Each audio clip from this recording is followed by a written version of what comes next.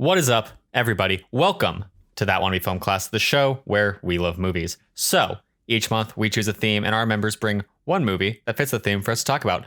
Maybe it's a movie they love. Maybe it's a movie they've been dying to see. Maybe it's a movie they just find interesting. I am Ben Bellevue, and I'm joined by the villain vixen, Chloe Naylor. Ayo. I love that name. Good, I'm glad you enjoy it. Yeah. Always a great time when I'm I feel like it kind of known for loving implies villains. that you are a villain who is a vixen. And Instead not of a villain necessarily loving. that, yeah. But, Yeah. you know, Either one. we take what we works. can get alliteration-wise. That's true. Fair enough. Yeah. Yeah. If your D&D character goes full evil, we could start using that title in D&D. True. Yeah. That's very true. Mhm. I like that idea. Just a little D&D plug for you there. Chloe, Hell yeah.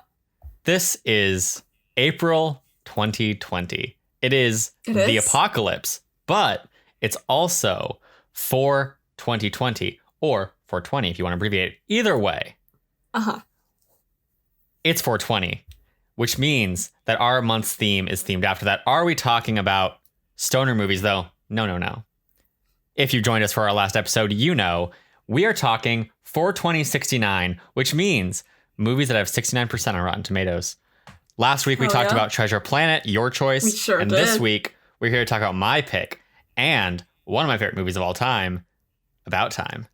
And you know, Nice. it's about time that we talk about this. I was waiting for that, or otherwise I was going to make that joke. Yeah, I figured one of us would eventually. Yeah. There'll be like at least 5 more in this episode, I think. I'm positive. Yeah. Chloe, you've seen About Time before, right? This is my first time watching it. This is your first time. Did I know that? I think I did know that, actually. Okay. What did you think of About Time before watching? Like, what did you know? What were your expectations? I just know that a bunch of you guys like it. Yes. It's a rom-com and there was time traveling, and that's about it. Those are all technically accurate. Rom-com, I feel Sure. like, is debatable, but the rest, accurate. But yeah, you know, it's like romantic. There's some humor. It's one of those rom-coms where I feel like it's a rom-com on a technicality level because it is a romantic movie and it is a comedy, but I don't Yeah. feel like it matches the general genre constraints of Right. like rom-com that we think of. Like there isn't like we talked about this in our rom-com month. I feel like Mhm. rom-coms, to really qualify in my head, their overarching story kind of and like the struggles of it kind of have to be based on the romance itself. Whereas this is a Yeah. movie that isn't really about like its difficulties aren't inherently about the romance after the first like half. Half a movie, yeah. But we'll get It's a into that. rom-dram. Yeah, it's like a rom dramedy. Yeah, Yeah. that sounds right. Sure. We're just out here creating new definitions, opening up new avenues for storytellers. Exactly. Now, obviously, I love this movie because I just picked it, and I also just said that it's one of my favorite movies of all time. I love this movie so much, I can see Chloe. why. Watching it makes me so happy and also sad. Doing the research for it made me so happy and excited Nice. to talk about it. I am going to ramble frequently during this. All right. And we're going to kick that off with talking about the crew for this movie. Let's do it. First of all, we have writer-director Richard Curtis. Do you know Richard Curtis's work by name? By his name? No. Okay. So Richard Curtis started off as a writer. He studied English at Oxford University in the 70s and joined a scriptwriting team in the school's dramatic society. He collaborated with his classmate for Edinburgh Fringe Festival, which led to co-writing the Atkinson People radio show, which was starring his collaborator, Rowan Atkinson, who's like a recognizable actor now. One of those names where like you might not necessarily know who he is by name, but if you see him, you're like, oh yeah, that guy. Yeah. They went on to create the show Mr. Bean. Rowan Atkinson is Mr. Bean. And the show Shut up. Blackadder. Then in the 80s, he started writing movies. Notably, he wrote Four Weddings and a Funeral, starring Hugh Grant. We've talked about Hugh before, of course, which received Uh-huh. an Oscar nomination for Best Adapted Screenplay, or not Best Adapted, for Best Screenplay and for I can think of it right now, and for just like Best Picture. Didn't win either of those, but was nominated. He also wrote Bean, a film version of Mr. Bean that continued that story. He wrote Notting Hill, another Hugh Grant rom-com. He wrote Bridget Jones' Diary. He was a rewriter on War Horse, that Steven Spielberg movie, which basically means that like someone else had written a script, and a lot of times movies have multiple writers, but that doesn't mean that they're like all sitting around in a circle working together. Sometimes they are, but a lot of times it means that someone wrote a script and then someone in charge of that script, either a producer or a director, so in this case, Steven Spielberg, was like, I want this changed somehow. And then it gets passed off to another writer, and that writer works on it. Sometimes a rewriter might not necessarily get writing credit for it. So like a lot of like Joss Whedon, I think some of his first work was as a script doctor, which basically meant he helped fix issues in already written scripts, but not enough so that he was a credited writer. Or like Black Panther had jokes that were punched up by Donald Glover. So Donald Glover technically wrote for Black Panther, but he didn't write enough to be a credited writer. It's just like, yeah, Ryan Coogler asked him for help and he helped him. So that's that. Also, apparently, wrote the story for Mamma Mia 2. Here we go again. Did not know that, but he did it. Nice. You might recognize his first movie he directed, though, more than any of the ones I've mentioned so far, except probably Mamma Mia 2, because he is the writer-director of Christmas classic Love Actually. Haven't seen it still. Neither have I, but everyone knows what it is. He also wrote and directed the movie The Boat That Rocked, which had mixed reviews, and then he re-edited it and called it Pirate Radio for release in the US, which also had mixed reviews, but I've heard good things about it, so I've been meaning to check it out. Haven't gotten around to it. And then most recently, he wrote the movie Yesterday that came out last year about like the guy who gets in an accident. No Beatles, exactly, yeah. Yes. That movie. And he also wrote my favorite episode of Doctor Who, Vincent and the Doctor. Oh, okay. So good. So a little bit versed in time travel, getting into About Time. And in terms of him as a writer, because like I think he's directed 3 movies, but he's been writing for decades. He's more of a writer than he is a director, which doesn't say he's a bad director. Just like that's, I think, his preferences towards writing. Gotcha. He writes 20 to 30 pages a day, he says, when he's like writing properly, like really in the thick of it. Okay. But, and this is a heartening thing for, I think, anyone who's trying to be a writer, myself included, to hear. He's like, yeah, I write 20 to 30 pages a day. I'm really lucky if a third of one page is good. Okay. Which I feel in my soul. Yeah, that's the mood, isn't it? Because I've cranked, like, when I was in school, I would crank out like 10 pages in 3 hours, and I'd read through all of it after and be like, this is all shit. Nice. Yeah, it was great. We love life. Oh, absolutely. But I think that's an important thing to remember about writing for anyone who is listening to this who might want to make movies or just write books or write anything, really. It's a lot of what you write will be crap. And even when you get good, you'll still write crap. And that's fine. That's just life. Yeah. The movie was produced by Working Title Pictures. They're a British-based production company, although they do have an LA office. They've been around since the 80s. Notable films that they have made is, most recently, they made Emma. They also made Baby Driver and pretty much every Edgar Wright movie except for Scott Pilgrim vs. the World. But like the Cornetto trilogy, Shaun of the Dead, Hot Fuzz, The World's End, all of them. And then Baby Driver was them. They are also the producers of Theory of Everything, High Fidelity. They've produced everything Tom Hooper has done after The King's Speech. Chloe, do you know who Tom Hooper is? I've heard the name. I might know when you say. Oh, you will. Whatever. Okay. He directed Les Mis. And then he directed Darkest Hour. And then he directed Cats. Oh. This is a Best Director, like an Academy Award Best Director winner. Oh, God. And he's not a good director. Oh, God. Okay. But yeah, they made all of his stuff, including Cats. They made Cats. They made Les Mis, they made Darkest Hour, and they made Cats for some fucking reason. It's quite a lineup. And they also are in charge of all the Bridget Jones movies. So pretty much everything that Richard Curtis does is through Working Title, except for like Steven Spielberg, obviously, because he was brought on for that. But any movie that is like a a Richard Curtis project, Yesterday, for example, that kind of stuff is through working title. So the Bridget Jones series also through working title. Gotcha. Also, fun fact, the Bridget Jones series is based on a book. And apparently, Richard Curtis knew the author back when he was doing Four Weddings and a Funeral.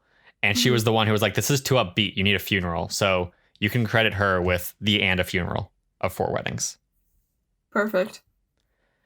Now, the cast. Chloe. Oh, boy. This cast is chef's kiss. Ooh, yeah, it so is. So good. So fucking good. And we're going to get into it. Starring role, we have Donald Gleason, who has a name that is very difficult to know how to pronounce, but it's Donal, like tonal, but with a D. Okay, did not know that.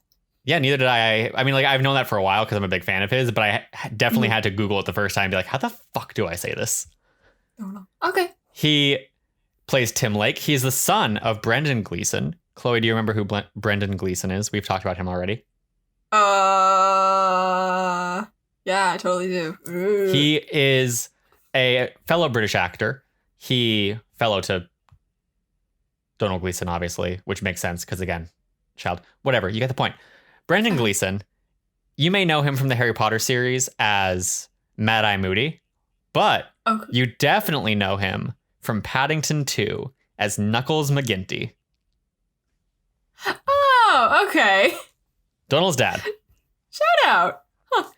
He gained wide recognition as Bill Weasley in the Harry Potter series in 2010, starring alongside his dad, which he says he was not super comfortable with because he was worried people would be like, oh, you just got the job because of your dad. And that was also why he was like hesitant about becoming an actor, but he ended up pursuing it. He was also in True Grit, Anna Karenina, and Dread after that. And then 2013 rolls around. He gets this movie About Time. He gets Black Mirror. He's in a Black Mirror episode alongside Haley Atwell, Peggy Carter. Yes. Then 2015, shit really goes crazy. We have Ex Machina, also one of the best movies of the past decade. We have The Revenant, a Academy Award winning movie. We have Shout out. Brooklyn, fantastic. He stars alongside Saoirse Ronan, great. Nice. And we have obviously Star Wars: The Force Awakens, where he makes his debut as General Hux. Shout out. Love General Hux until the final one, which I choose not to think about. Yeah, it doesn't exist to me. Yeah. And then he's gone on to do other things. He's been in all the Star Wars movies, as we just mentioned, so he's been doing that a lot. I'm excited to see what he does now that he's released from these Star Wars commitments. Yeah. Now, great dude. Right alongside Donald Gleason, of course, we have the icon, Rachel fucking McAdams. Yeah, we fucking do. Chloe, so when I was researching Rachel McAdams, what I discovered is her first 2 years as like a major actress were wild for her. Oh, yeah. She had so many heavy hitters just fast. She makes her like recognized debut with Mean Girls in 2004, but also The Notebook came out in 2004. Wow. So she just came out of the gate swinging. Then Love that 2005 rolls around.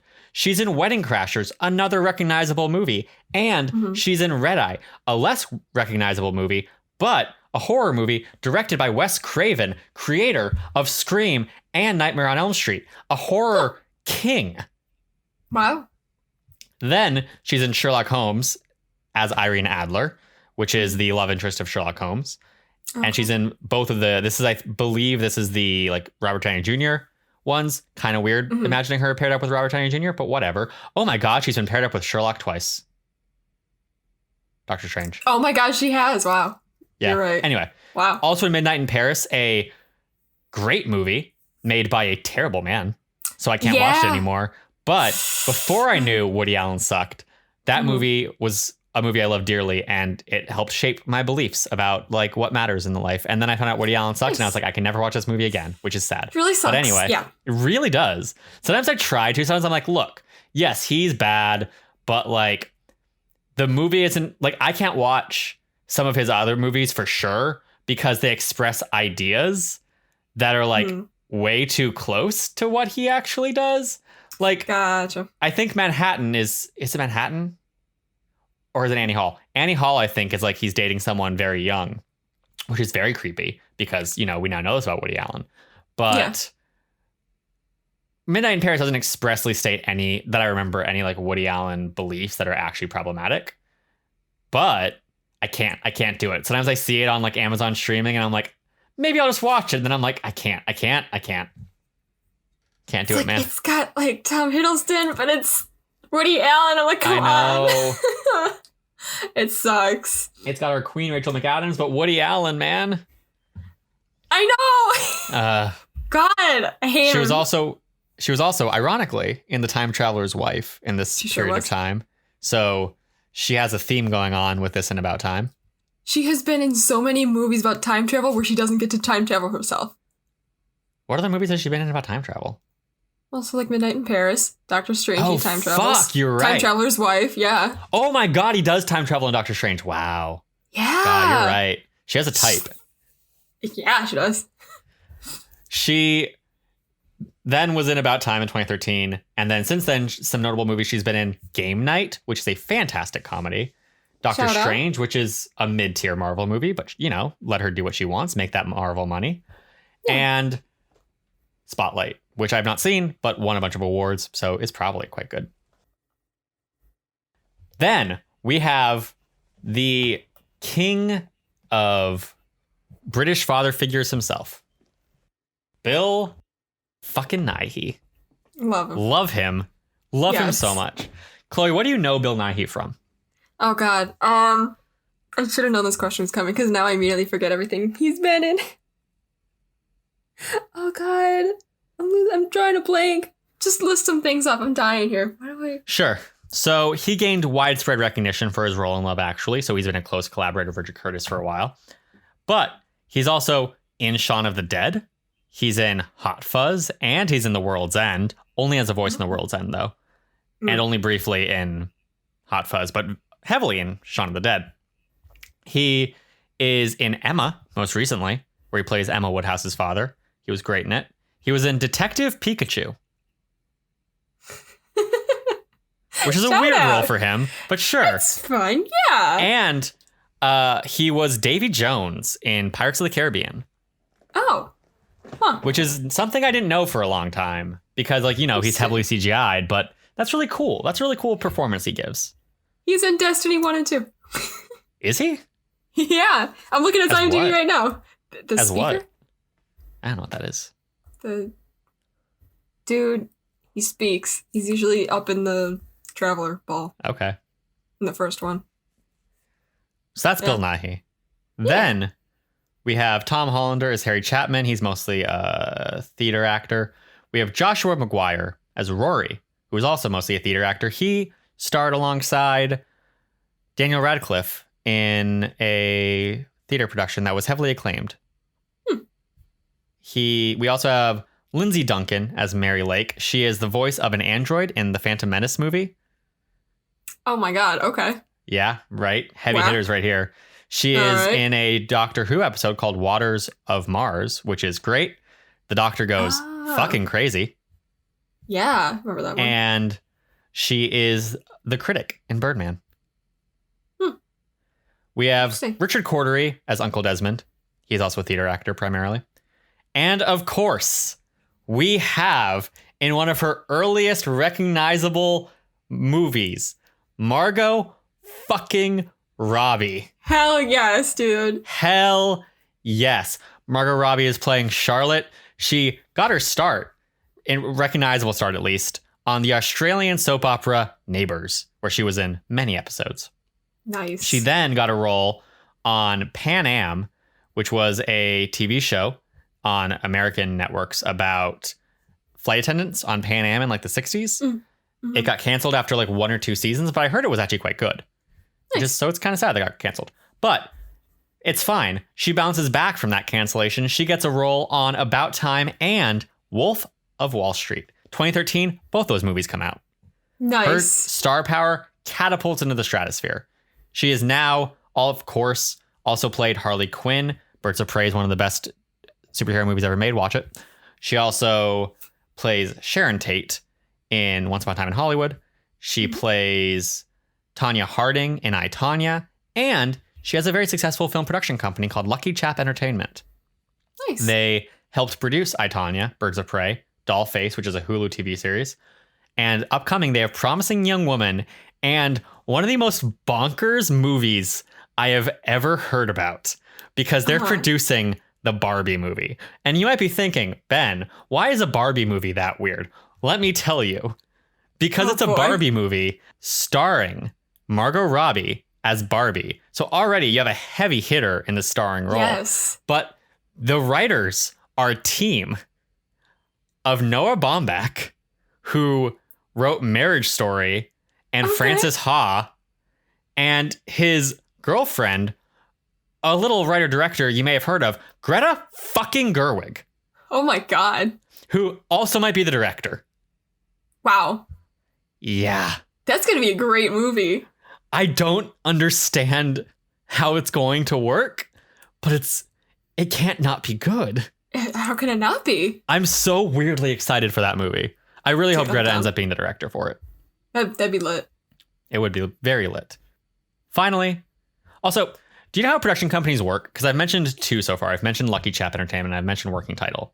And I just want to clarify for listeners, and also maybe for you, I don't know what you know, that generally one production company is not the only company making things. So a lot of this time it's like, like Warner Brothers is one of the production companies behind Birds of Prey, but Lucky Chap is also one of the production companies behind Birds of Prey. So they both have financial stakes in it usually, and they both have like creative input. Another example is like, a good example of how that could fail is Terminator Genesis, I think, was produced by two companies. One was, I believe, Annapurna, and one was Skydance. And that's a sibling company. So Annapurna is owned by Megan Ellison, and Skydance is owned by David Ellison. They're siblings. Their dad is the head of Oracle, one of the richest men on the planet. And they were working on it together. I think Annapurna had it first, but Megan brought her brother in because he wanted to be involved. And then there was a lot of, from what I've heard from behind the scenes stuff on Reddit. So, take that with a grain of salt, obviously.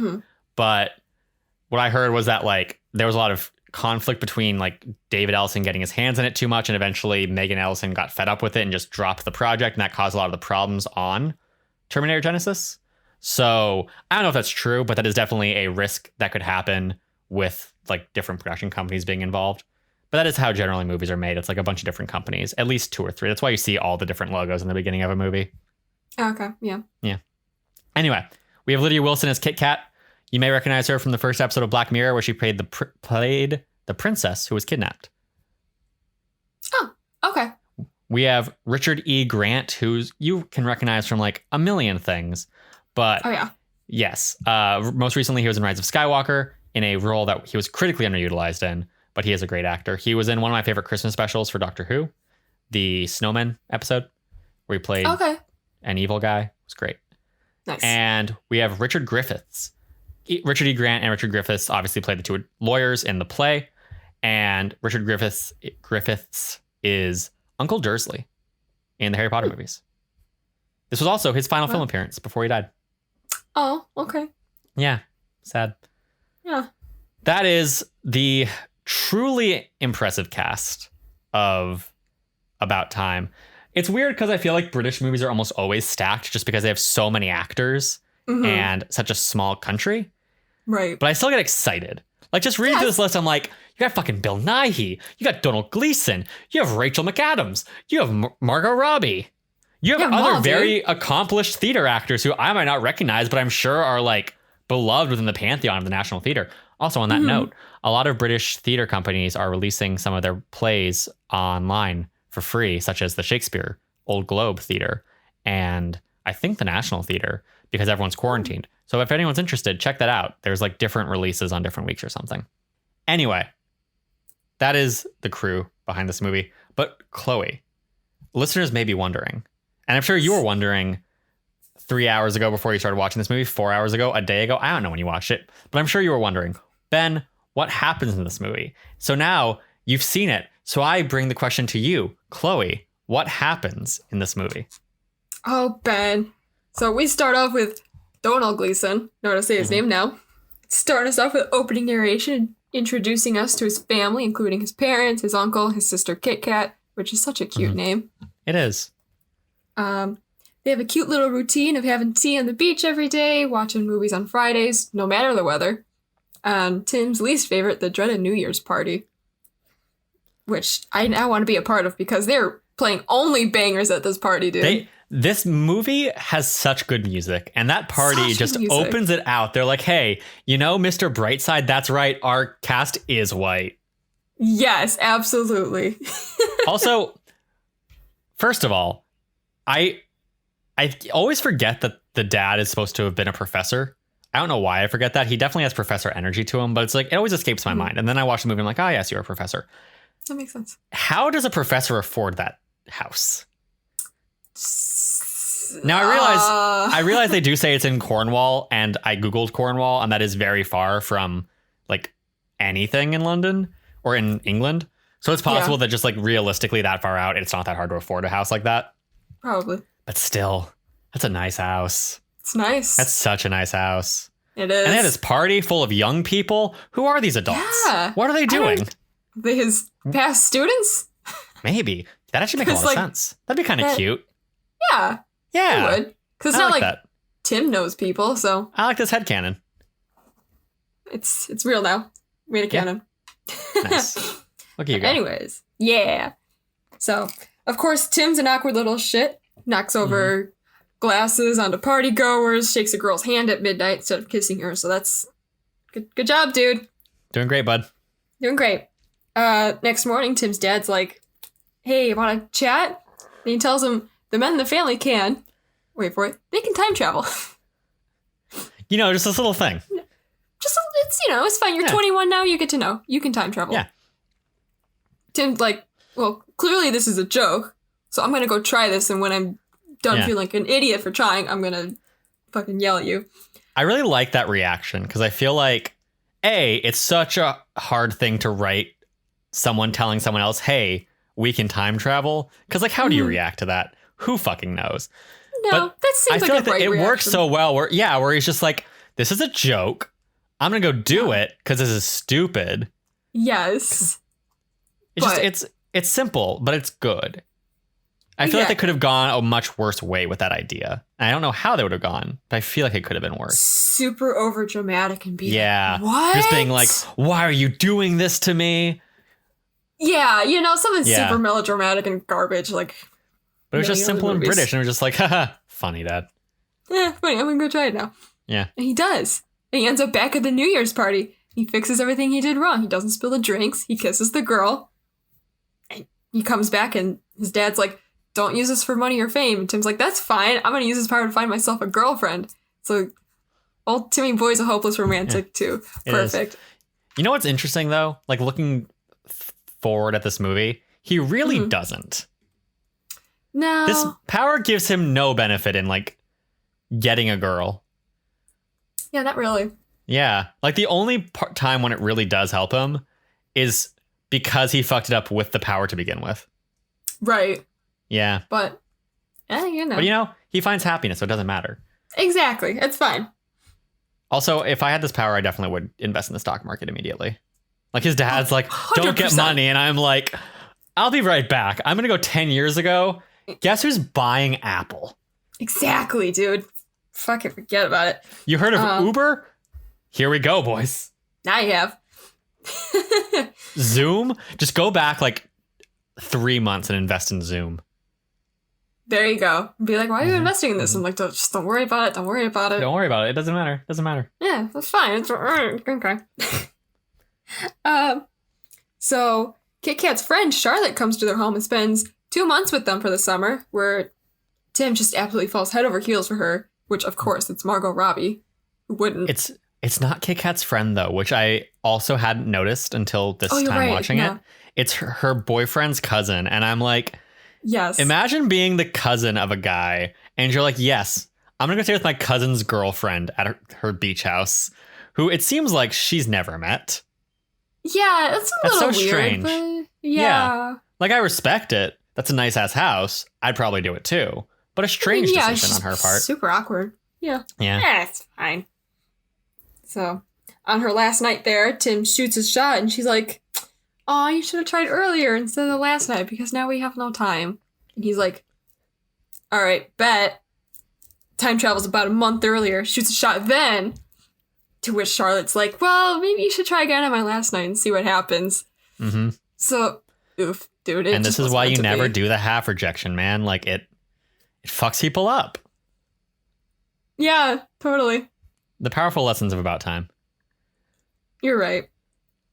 Men and women, if you're listening to this podcast, if someone asks you out and you're not interested in them, just tell them you're not interested. Don't do like, oh, I value our friendship too much, or like, oh, maybe if we were in a different position, but just like, I'm not looking for that right now. Like, just tell them no. It makes it easier for them. They don't have to keep pining or wondering, like, what if? Tim has the power to find out what if, but what if he couldn't? What if he'd asked her out and she'd said oh, maybe if it was a month ago, and then Tim just spends the next year of his life being like, I just need to find her again. If things line up this time, it'll be perfect. The problem was that she was leaving. Right. Yeah. So this has been my TED Talk. So Charlotte leaves, and later Tim leaves as well to go work at a law firm, live in the city with a friend of his dad's, who's just a very sour playwright named Harry. Yeah. Which, to be fair, I would also be pretty upset if I lost my first idea in a decade because some kid rang my doorbell at the wrong time. Yeah. It's not great. Do you think this playwright is an expression of Richard Curtis? I understand that, yeah. Like, the ideas he expresses in his movies does not convey to me this is who you are, but the fact that he put a playwright into the movie, I feel like maybe part of him feels that way. Like, maybe there's like a corner of Richard Curtis's soul where he's just like, I just want to be this angry playwright. I don't like things. I'm mad. I get it. I do it. Yeah. Also, shout out to Tim just like casually being a lawyer. Yeah. He was like 21. How does the system work in Britain? Because you definitely need to be at least like 24, 25 to be a lawyer in America. Yeah, he's probably like a paralegal at this point. Maybe, but we never see him going to school. We don't have time for that. That's fair. That's fair. Yeah. So Tim goes on with his new boring life until one night he goes out with his friend Jay to a pitch black restaurant. It's actually a pretty cool idea. I would actually want to go do there. that. Yes. Yeah, it's a real restaurant. That the place that they go to is legitimately a real restaurant. The sign and everything, that's a thing. Are there any in America? I don't know. Maybe. Start one. Move to Los Angeles instead of being like a film editor person. Instead of making content, just start a restaurant where everything's pitch black. I'll do it. LA will eat it up. Oh, I 100% don't. I believe it. Yeah. Yeah. So they meet two girls in the dark. Tim instantly falls for this girl, Mary. And then outside, they're like, holy shit, they're actually really pretty. She gives him her number, and then they're on their merry way. Haha. I like how her friend Joanna is like, yeah, I'm lying. And like, because she doesn't say it to Mary. She walks off with Tim's friend and looks at Tim and goes, he looks trustworthy. I'm lying to your friend. Your childhood friend. I'm not sleeping with him. Don't tell him. She's great, by the way. Yeah. Love her. Also, this movie invented the Love is Blind concept. I just want to mention that. Like, Netflix, where's Richard Curtis's check? So then when he gets back home, he finds an incredibly upset Harry, finds out that the lead actor in his play on opening night forgot his lines.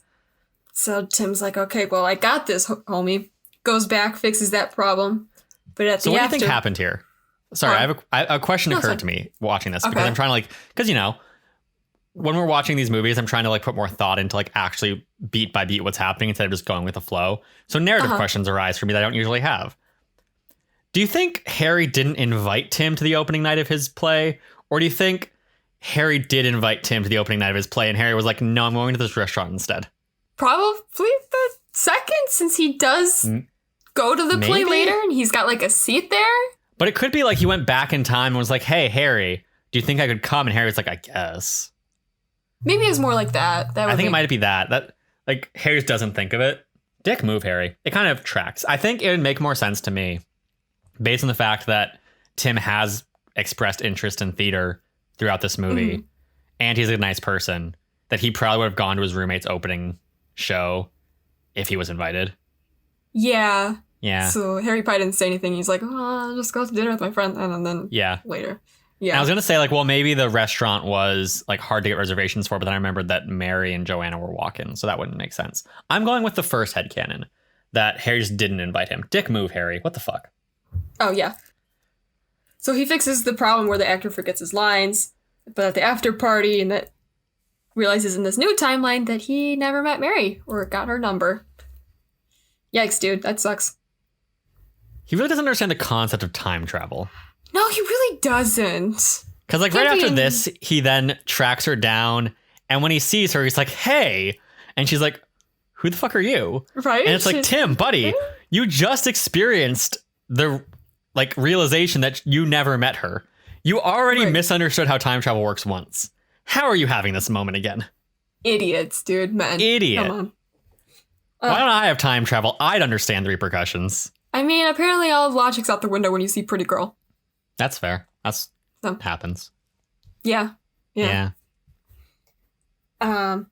So the next morning, a distraught Tim remembers that Mary's obsessed with Kate Moss. So he goes to a Kate Moss exhibition to find her again. He's there like every day for a week until she shows up. Little creepy, but the time travel thing, I feel like it does an interesting thing of kind of sanding out something that would be inherently creepy generally. Like, because essentially what he's doing is stalking her. Not by like following her around, that would still be creepy regardless, but just by like stalking a place where he expects her to be to see her. But because I think it's such an important detail that like she expressed a lot of interest in him the first time, where it's like, okay, she actively consented to wanting to be around him. He just kind of erased the first moment. So he's trying to find a new one. Yeah. So I'm like, this is fine. That's fine, I think. It's fine. Yeah. But like, he's not forcing anything. True. He's just like, hey, we met by happenstance and we got along. I'll make happenstance happen again. And then he fucks that up because he's an idiot. He does. He's super awkward. I'm just like cringing the whole time. Ooh. Yeah, because it goes about as well as you think when you try to meet up and flirt with a girl who has never actually met you. Yeah.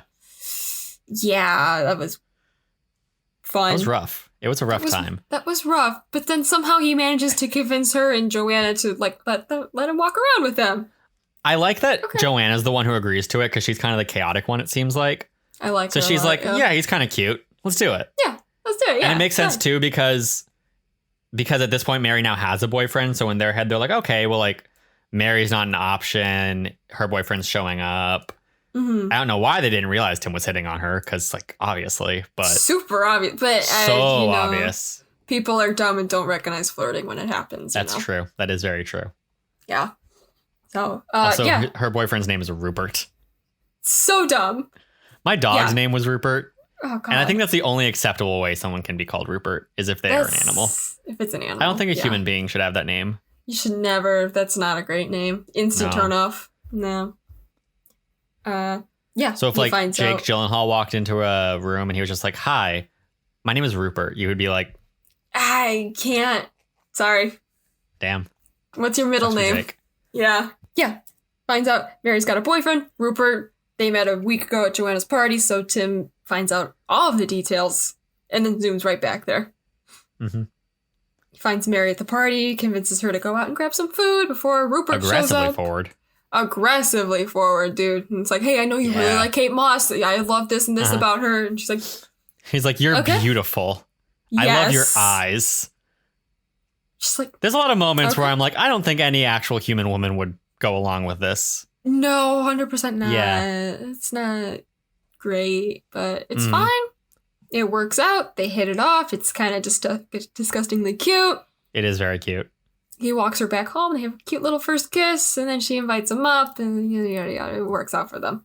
She's like, I'm going to go change in my pajamas. And then she's like, and then you can come in and take them off. And I'm like, oh, my. And I was like, okay, we are first date. All right, let's do it. Shout out. And then he keeps rewinding time until he's good at sex. Right. Yeah. Good on him. Right, sure. Give her the experience she deserves. Exactly. It's about time. It's about time. Anyways, that was an accident. And then cute the Cue the cute little montage of them hanging out, going on dates, blah, it's cute. While later, while Tim's out with his friend Rory at a play, they run into Charlotte. After a few attempts at that conversation, Tim and Charlotte go out to eat. And then turns out Charlotte's into him again. She asks him to like come inside when he walks her back to her place. And she's like, actually, I just had a realization. I gotta go. No. Yeah. And leaves her there. And they really acknowledge like how gorgeous Charlotte is, which I think is helpful. Because like Rory's there and he's just this like cute, oblivious idiot. I'm a big Rory fan. Oh, yeah. And he's like, she is a goddess. I think if you saw her naked, you would explode. And I'm like, that's a fair assessment of Margot Robbie. That's about right. Yeah. Also, I can't believe you skipped over one of the most iconic scenes in this entire movie when he meets her parents. And the one thing he's told not to bring up is oral sex. And the first thing he brings up is oral sex. Yeah. That was in my favorite scenes later, but yeah. It's great. Oh my god. Yeah, after he leaves Charlotte, he immediately sprints back and asks Mary to marry him. And she says, yes, yay. She meets his parents to announce the good news and that they're expecting a baby as well. Look at that. Wedding is beautiful, even if it was just a little bit rainy. Just a bit. A little bit. Just a little bit. Tiny bit. Yeah, just a little drizzle. It's fine, you know. No big deal. It's atmospheric. Exactly, you know. Nothing to worry about. Little rain drops. It's fine. It's really cute that when she plays the song he wanted, despite saying no, when he gets so excited, and then he's like starts singing it as she's walking down the aisle. Also, shout out to her red dress. Oh my god, it's so pretty. It is so pretty. I have a lot of respect for her just being like, fuck the white dress, you know? I'm not saying that you shouldn't wear a white dress if you want to. Go for it. But I really respect that like she obviously didn't want to, and she embraced that. Yeah, it looked really cool. It looks really cool. For her. Yeah. Yeah. So they later have a daughter named Posey. Adorable. On Posey's birthday, though, Kit Kat fails to show up at the party. She was in a car accident after getting into a fight with her boyfriend and driving drunk, which don't do that. A twist. A twist. So Tim goes back to save her from the wreck and also brings her way back to the beginning to that New Year's party. So she never met her sleazy boyfriend. And instead she gets to punch him in the face. Assumes he can do that. Like at no point is he like, I'm going to try taking you back in time. I've never tried this with anyone. We'll see if it works. He's just like, I'm going to do it. It's like, yeah, okay, she's pretty chaotic too. Yeah, it's fine. Her chaos energy attaches her to him. Exactly. So she gets to punch her dumb ex-boyfriend, which I wish I could do that. I mean, you still can. I could. Yeah. But you gotta see the person, nothing's. That's true. Yeah. And then he could like sue you. Yeah. Yeah, it's not worth it. No, guess not. Oh well. See. But when Tim returns to the present, Posey is gone, and instead it's a different baby. It's a little boy. Okay, fucked up something there, homie. Mm-hmm. So he goes back to the birth. He finds out from his father that he can't travel before then, because otherwise you end up with a different child. Okay, cool. Good to know. So instead, Tim lets Kit Kat get into the wreck. He stays in the hospital to help her recover and realize what she has to do to get better. He also tells her to go for his friend Jay, who's got a crush on her, and also since they fell in love with the timeline where he saved her. So, happy ending for her. There you go. Mm-hmm. Things are back to normal for a while, and Tim and Mary have another baby, but life can't be too perfect too long, because then they find out Tim's father has terminal cancer. The big oof of the movie. Big oof. It's not great. It's not, but also it is. I mean, yeah, for now, it's nothing too serious to worry about for like two time travelers. His dad's already been like narrative wise. Well, yeah. Great part of the movie. Oh, yeah. Still emotionally wreck. Yes. Yeah, gut punch. 100%. But anyways, yeah, his dad's already been extending his life, kind of spending time with his family. And then when he finally does pass, Tim can still go back and hang out with him. So, it's fine. Yeah. That is until Mary asks if they can have another baby. He's like, well, he says yes, of course, 'cause he loves his wife and his family. And, she's like ready to pop. He goes back one last time to see his dad, and it's really nice. You bend the rules a bit to go back to a nice memory they share about from Tim's childhood. And at this point, I'm like sobbing. Sure. Yeah, it was a lot. That was about when I broke. I think I broke when they go to the beach right after. Yeah. Yeah. That's like the buildup was happening during the ping pong match. And then they get to the beach and I'm like, oh no. Yeah, they walked down the stairs and then there was just tears. I'm like, okay, I can't. Oh, God. Tim's back to the future. They have another baby girl. He knows he can never really see his father again.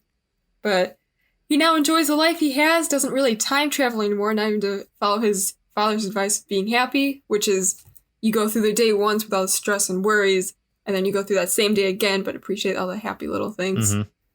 But instead lives through every day with his family once, enjoying every little detail like he's going through it the second time. And that's it. It's so cute. It's really cute. It's really nice. Yeah, it's so good. So, Chloe, first of all, before I get into questions, I'm just going to make a little comment. There was a point. I don't know if this is a comment on like my current mental state or if this is a comment on just like how much I love this movie that I got so wrapped up in your explanation of it. Mm-hmm. But there was a point like a minute or two ago when you were talking about the end of the movie. And I was like when he is going back to visit his dad between the second and third baby after the dad has passed away. Yeah. And I was like so engrossed in it. And I was so engrossed in the image of like the dad's library study where he hangs out that I was looking at you in your room and picturing that at the same time. And I saw I think it's a PSX badge hanging behind you. It's some kind of badge hanging behind you. Yeah, it's PSX. Yeah, over there. Yeah, nice. And I saw that. And my brain cross-wired between the image of the dad's library and the image of the badge. And I went, is that a PSX badge in About Time? That doesn't make any sense. Wow. Yeah, nice. It was a real moment for me. Okay, all right, sure. That works. I was in that world, man. I get it. I was going through it. That's fair. So, Chloe, yeah, you have now seen About Time for the first time. We've talked through all of it. What do you think of the movie? I really liked it. It's so good. It's really nice. It made me cry. I know. It's an emotional gut punch. Oh God! Like I saw the movie. It was like, okay, this is probably gonna make me cry, and then I made it like 90% the way through. And I'm like, oh, I'm fine. Yeah. And then they time traveled back to his childhood, and I'm like, all right, damn it. Yeah. Did you? So when you say you thought it was going to make you cry, did you go in knowing it was going to go past like the romance thing, or did you think the romance was going to be the emotional hard part for you? No, I thought it'd be the romance. I didn't expect a more family-oriented thing. Yeah. Which that always gets me, so. Yeah, the movie really... Because it was advertised so heavily as a rom-com, and like you look at the box art for it, and it's like, oh, him and Rachel McAdams. And it really swerves in the last half there. Oh, yeah. A lot. Yeah, it does. Yeah. So before we dive into questions I have for you, I'm actually going to skip ahead to some of the other little tidbits because I think that they are valuable for talking about the questions that I have for you. So little about bits. Well, I don't know a good word for it. Whatever. The movie's theme is obviously about like enjoying the moments and enjoying the ordinary time. And that is also, according to Richard Curtis, why he doesn't think he's ever going to direct a movie again. This is his last movie that he says he'll direct. And so far, he's stuck to that for the past 7 years.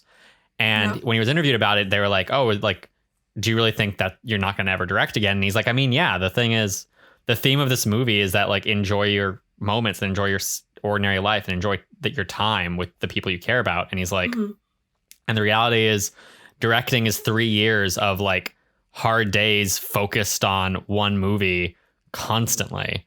And it's kind of antithetical to the themes that I'm trying to put across here. So I think that this is kind of like my magnum opus. So like he obviously still writes, he wrote Yesterday and everything, but he thinks this will be his last movie. And that's heavily tied into the theme of the movie.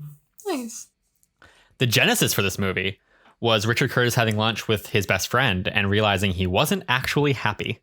Because his friend asked him, are you happy? And Richard Curtis was surprised when he said, I don't think I am. Oh. He didn't expect that answer from himself, but he said it. Oh. And he proceeded to try and like describe what a perfect day was and found that it was kind of the day he was having where like he dropped his kids off at school in the morning. He was having lunch with his best friend and then he was getting dinner with his family. And he's like, I used to think it was flying to Monte Carlo and having a date with Grace Kelly and winning £1 million and getting nominated for an Oscar. On that note, I just watched Rear Window, which Grace Kelly's in. I get it. She is gorgeous. What the fuck? Anyway. Right. But he wrote this movie to express how to find happiness in ordinary life. And he added the time travel to make it entertaining. And as he thought about it, he found that the pain and jokes that came from the idea of time travel within someone's own life was really good. Mm-hmm. His favorite movie is It's a Wonderful Life, which I think fits really well for this movie because they're very similar in a lot of ways. Like, you could argue that about time. Like, you could argue that It's a Wonderful Life is also kind of time travel. Like, it's one example of time travel instead of like multiple. But it is, a character goes back and removes himself and you see time play out without him. And finally, this movie tried to have more like effects heavy time travel. So they went to a bunch of different like visual effects houses and they're like, hey, do something for time travel. And they sent each place sent in different ones. And they were all like, we don't like any of these. It's too much. So they ended up going with the simpler, like walk into the closet, just like a couple flashes, back to the past. I like that more. I do too. I think it works really well. Like, I mean, like, it fits with obviously they liked it more too. So they were correct, I think, in their assessment. Absolutely. Chloe, what is one of your favorite scenes in this movie? Oh boy. When he keeps going back to have sex with Mary and he gets more and more intense every single time. Really? It's really funny. It is pretty funny, yeah. Yeah, I enjoyed it. I like the progression in it. Like, when you do things like that, you need to progress. You need to push the level of it each time. And I think they did a really good job of that, where it's like, obviously the first time is like they hook up and the second time is like, he's competent. And then the third time, and they're like exhausted on the bed. And the third time is like, you can't just have them exhausted on the bed again because visually that doesn't convey anything new. So putting them on the floor was like smart. That was a good writing decision. Oh, yeah. Always be escalating with comedy. Exactly. My first favorite. I'm trying to decide because I wrote down 6 scenes in case you had one that was similar.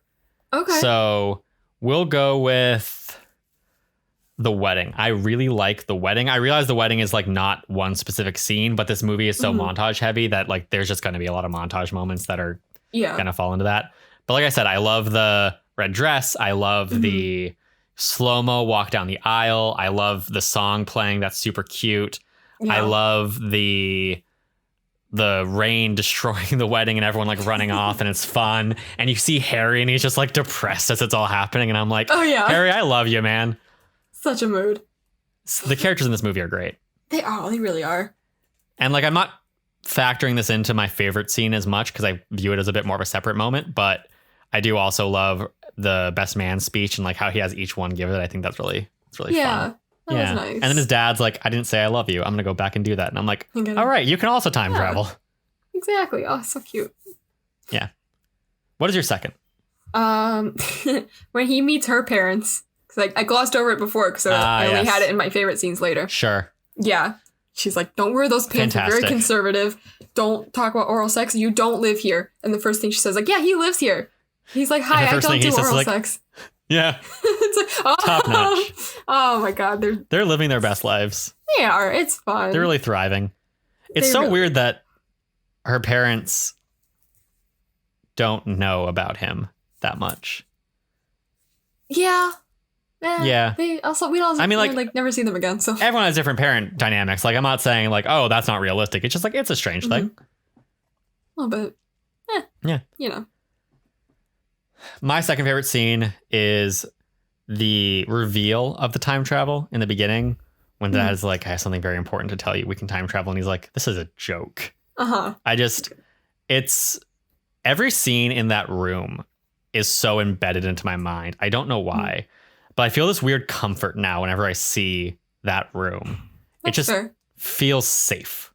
With the and PSX emotional background. Yeah. You're an idiot. And so that's one of my favorite scenes. I love the dynamic between him and his dad. And obviously, like, the romance in this movie is very cute and I enjoy it. And like the themes of this movie are great. But an important spine of the movie is the father-son dynamic. And I am, an utter sucker for father-son dynamics in movies that are good. So that worked real fucking well on me. Yeah. What is your third? The last scene where they go back to that day on the beach together, and I don't really care if it breaks the rules. It's cute and it made me cry. It is. I adore it. Mm. Mine, that was on my list. I think I kind of like the final ping pong match itself more than the actual like going on the beach thing. I think it's partly though because I know the beach is coming. So it's like I've seen it so many times that yes, the first time that definitely broke me, and it still does. It still affects me emotionally heavily. But there's just like a lot of character things that are happening in the actual like conversation with his dad, and that is such the lead up to the beach scene that I think the ping pong match works is like higher up in my ranking of scenes.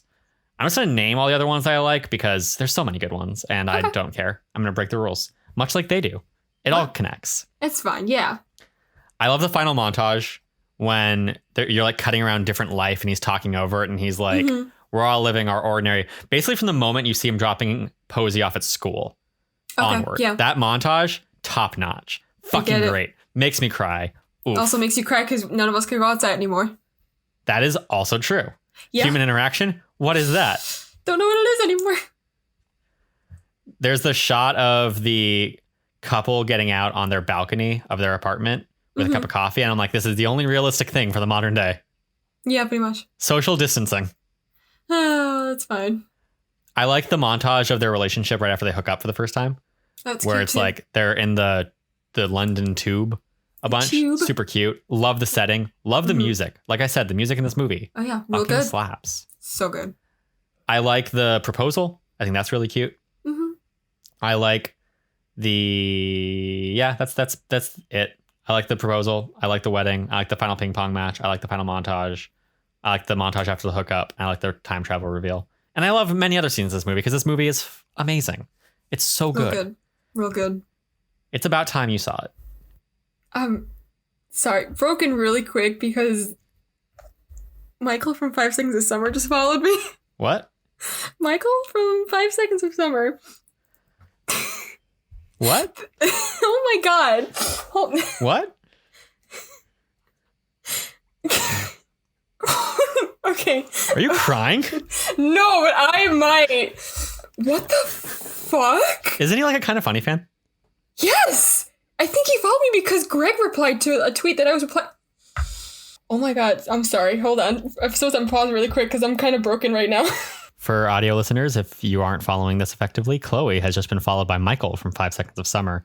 5 Seconds of Summer was a band that was much in the vein of One Direction, I believe. They were their opening act. Oh, okay. Oh my god, do you know how much? Oh, I had such a huge crush on Michael. Oh my god. On him specifically? Yes. Ooh. Yes. Get it, girl. He's engaged, so not anymore, but oh my god, Oh my god. What the fuck? Okay, I'm not gonna look at my... Is this the most you've ever recognized that you have like a level of online clout? Yes, that's... What the fuck? Okay, I'm not gonna look at my phone. Richard Curtis was wrong. Maybe the days where you meet the famous person and have a bunch of wild things happen are the perfect days. Apparently. Oh, what the fuck? Okay. I think you're having a breakdown. I think I am. Oh my god. Let me finish this episode. Let me not look at my phone. My phone's gonna just go on the floor right there. Okay. There you go. I like how in this scenario, putting your phone away is gonna like change something.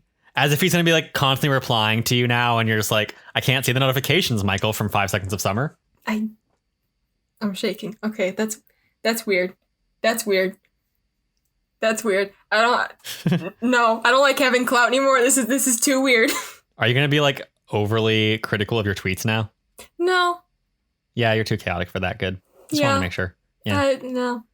Embrace who you are. It's gotten you this far. True. This is something I wanted. Oh my god, if I could go back to like 2013 me and be like, Michael's gonna follow you one day, I'd be like, shut the fuck up, no way. And he I'm losing my mind. Okay, let's talk about time. Yeah, you can trim that down. You can leave it in if you want. But okay. What were we talking about? Where did we leave off? I finished talking about my 3 favorite scenes, and I was moving on to your favorite non-protagonist character. Perfect. Okay. Now, if you say your favorite non-protagonist character is Mary, which is fair, you have to say a second one. I was not going to say Mary anyway, so. Okay. So, I'm debating between Harry, just because of it's Harry, and he's great, really funny every time he's just depressing. He's like, I hate kids. I'm like, that's a mood. I also really like Joanna, because she's the chaotic friend. Joanna is great. That's a mood, too. Mm. If I had to pick, probably Harry. Yeah, I respect that. I think I know normally we say like favorite non-protagonist character, but I feel like there's a significant heavy hitter with Bill Nighy's character and with Mary. So I'm going to just ignore them. Okay. And because like I'd probably pick one of them. I think I'd probably pick Mary. Like Bill Nighy. Well, maybe I'd pick Bill Nighy. I don't know, man. I love both of them. That's a valid option too. Yeah. They're both valid, but I'm going to pick a more obscure character because I think it's more interesting. I was going to pick Harry, but I'm not going to do that because you already said Harry. And I want to give a shout out to my boy, Rory. I love Shout Rory. out to him. He's such a little idiot. Oh, yeah. But sweet and awkward. Love that guy. That man deserves happiness. Introduces himself to Margot Robbie as his Roger. name that the boss calls him. Yeah. Hi, I'm Roger. No, it's not. Rory. Yeah. This movie has so many good little moments. It's really, 100%. Absolutely. This brings me to some movie-specific questions for you.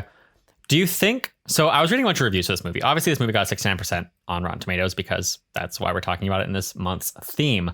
Mm-hmm. And there's a couple criticisms of it that I don't agree with entirely, if at all. And I want to talk through some of them. So one of those criticisms is that Richard Curtis tends to write from a very like middle-class white perspective. So obviously the characters in this are relatively wealthy. This house is very nice. They've had like a relatively comfortable upbringing. And they occasionally mention financial problems with him being like, oh, we can't afford this like new house that we've gotten.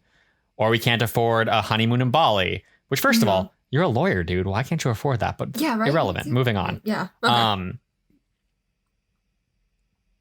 For the most part, it doesn't really dive that much into like financial hardship.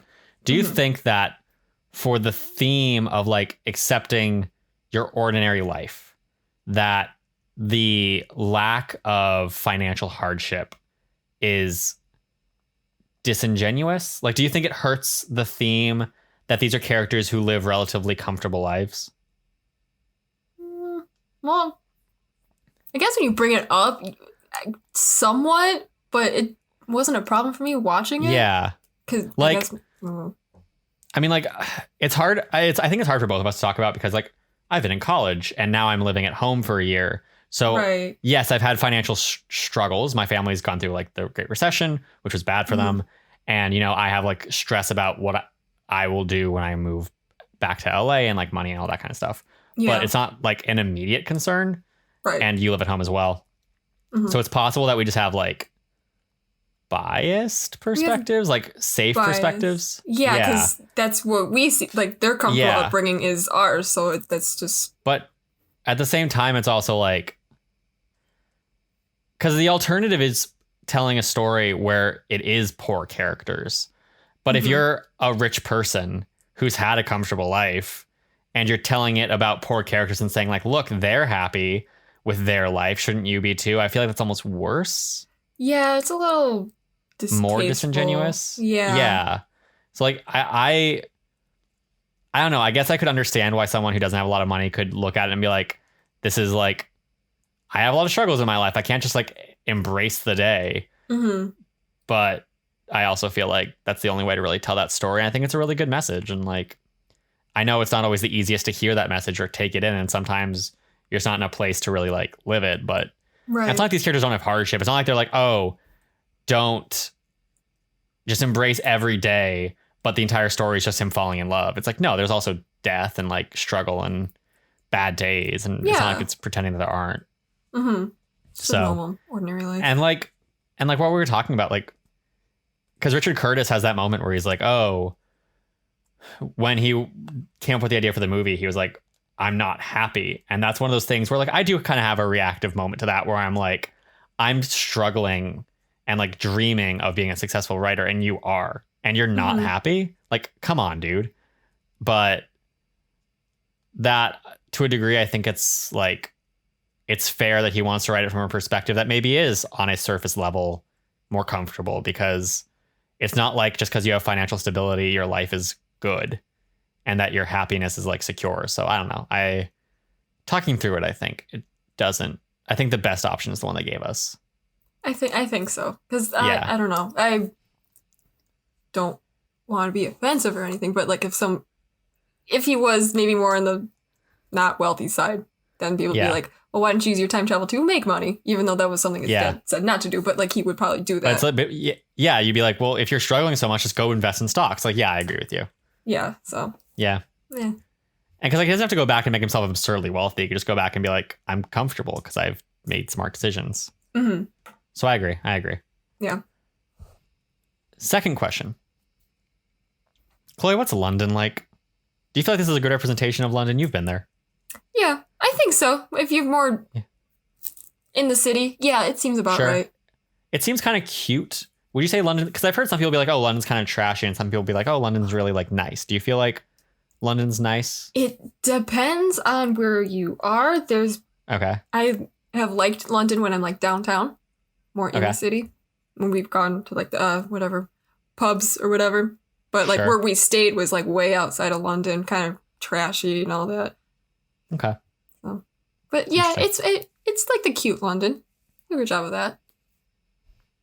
Okay. Yeah.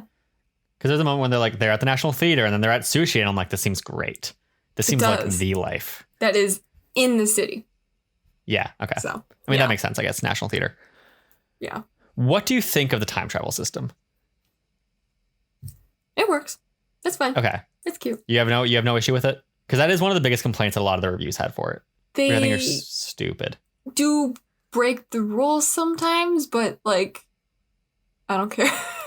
Yeah. It makes for cute moments. So like, It does. There's only a couple of times when I watched the movie originally, there were no moments where I was really bothered by the time travel.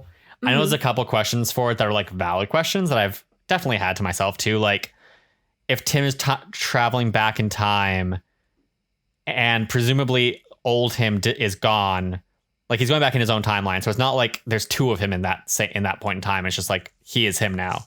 Yeah. But if he's traveling back in time and he appears in the same cupboard or dresser or whatever that he was in when he went back in time, does that mean the past Tim disappears? Like is someone just talking to Tim and then suddenly he's gone? Yeah, which isn't a big deal. Like I don't care, but I understand why people are like, how does that work? It's fine. Do you think the baby rule is needed? Or do you think it's weird? No, I think it works. It needs like some solid guideline that you can't mess with before your child's birth. Otherwise, you're not going to have your kid that you know. That it's fine with me. It was a moment where it's kind of weird. It's kind of a weird decision. I think it both doesn't make sense and makes perfect sense. Yeah. Like, because I was thinking about it and they're like, oh, if you go back in time, like a different sperm will get there. And I'm like, well, how does what you do affect which one it is? Is it just like it's a roll of the dice and there's a high chance it'll be a different one? But then I was thinking about it more and I was like, okay, well, like realistically, if I went back in time and I changed things before I had a kid, there's a significant chance I would also change like when the conception happened. Right. So if it's like a day later or like hours earlier even, it's possible that just like that. Yeah. So that makes sense, I guess. And that makes me think about like Back to the Future and I'm like, dude, there's no way you have the same siblings. Oh yeah, no, absolutely not. Like your parents definitely banged at different times and you have entirely different siblings now, if you even exist still. Right. Yeah. But so here's my thing with the time travel. Because there's a lot of complaints about the time travel system. I know there's like, I saw one review that was like, it says you can't go forward in time. And then he does. And I'm like, no, he jumps back to where he started. That's not the same thing. Yeah, no, it's present. It's fine. But there are things that raise questions for me, like if, for like, yes, does his old self disappear? That's a legitimate question. Or like when he goes back in time with Kit Kat and they come back to the future, she suddenly knows she's with Jay, but he doesn't know he has a son. So how does that work? Does it not affect him because he's the actual time traveler and she like, it's not a big deal, but I understand that question. Yeah. And there's also like, okay, well, if he went back in time and changed it so she never met Jimmy, then Charlotte never came, which means that he wouldn't have bumped into her at the National Theater, which means that he wouldn't have been inclined to propose. So, like, did they propose at a different time now? Like, there's valid questions that arise from this. Yeah. And I don't care about any of that is the thing. Because that's the takeaway I got from reading a lot of the reviews is like a lot of people approach this as a sci-fi movie. And I don't think it is. No, absolutely. This is a movie about life that happens to have a sci-fi element, but that element is designed to serve the theme and the messaging that like Richard Curtis had. And we saw that when I mentioned like that he developed this idea and then he added time travel to make it interesting. Yeah. And so like, yes, there are things that don't make perfect sense in the time travel. And maybe there are a couple things that I would change if they don't heavily affect the story. But overall, I feel like everything serves the theme well. Like, yeah, you could remove the baby thing and be like, oh, well, the further back in time you go, the more likelihood there will be of like a major change to your life. So you could say, yeah, you can't go like stop Kit Kat from dating Jimmy because if she doesn't date Jimmy, you don't meet Charlotte. If you don't meet Charlotte, you never end up with Mary for whatever reason. Right. And like butterfly effect. Sure. Yeah, exactly. But I don't think that serves the theme as well because the value of the child rule is that not just that it's hard and fast and like, but there is the value of that. There's the value that it's hard and fast. So we know the exact cutoff of when he can't see his father and he knows the exact cutoff of when he can't see his father, which I think is valuable to the story and the themes. But also, it also means that when he gives up his dad, he's choosing the future. It is literally a rule that establishes you sacrifice the past for the future. That's the rule. And that works really well. It does. Yeah. So I like that. I know it's a bit wonky when you're like, and I had this question too, where I was like, well, if going back in time changes which kid you have, but now you're going back in time with your dad. And he says like, well, if we just don't change anything, I think maybe they could have clarified it's an issue of like when you have sex. If you change things that cause the sperm problem. Yeah. Because I think it'd make a lot more sense if it's like, yeah, well, you went back in time and did the exact same thing with your dad when you were 10. It's not gonna change when you end up banging your wife. Right. But when they just express it as like, oh, by going back in time past the child, it does this. I'm like, then okay. It kind of messes with things. Yeah. Yeah. That's fine. But it's not a big deal. Again, it's about the message and the theme and the story, and that matters more than like. You can pick apart time travel in any movie you watch. Oh, exactly. Time travel doesn't work well. No, it doesn't. But yeah. Anyway, moving on from this. Do you think is there too much voiceover for you? Does that bother you, the amount of narration? No. Because he talks at the beginning and the end. I think there was a part in the middle where it was a little weird, but it didn't bother me too much. Okay. Because it doesn't really bother me. There's probably sometimes it could be trimmed down, but I have a friend who does not like this movie because the amount of narration just really bothers her. Okay. So I'm always curious to see like, because I know a lot of people who love this movie, so I'm just always curious to see if there are new people who don't jive with that inclusion. No, it doesn't bother me. Okay. Now, from a storytelling perspective, I just want to point out how much this movie breaks so many rules. Oh yeah. Of screenwriting. Like, okay. When you go to film school as a writer, one of the things you hear a lot is don't write narration. Don't write voiceovers. Don't do it. It doesn't work. It's lazy writing. And I hate that advice. I hate that advice so much. And like, if you talk to a lot of professional writers I've heard from, for example, John August and Craig Mazin, who the podcast Script Notes, emphasize do narration if you think it works. Like, I think there's a lot of writers or a lot of people interested in writing will hear rules. And the advice I've heard from some of my favorite people, and admittedly I'm biased because I'm choosing to agree with the people who I like, is basically the only rule is, does it work? If it works, it's fine. Like, yes, narration is hard to do, but it's not inherently lazy. It can make a story more effective. Like, even just watching like My Hero Academia, watching anime uses so much voiceover and it can be so effective sometimes. And America's terrified of using that. Right. But like About Time is great. or a lot of Disney films, Pixar films use narration. Like Coco uses narration at the beginning and end, and that works really well. Like there's a very valuable use for narration. And then also just like this movie doesn't really give that much thought to the rules of its time travel making sense as long as it serves its theme. And that's something a lot of writers would probably tell you, like, no, you need to have like some system of rules here for it to make sense. And this movie's like, I don't give a shit. And it often doesn't have like, it's very, what's I'm looking for?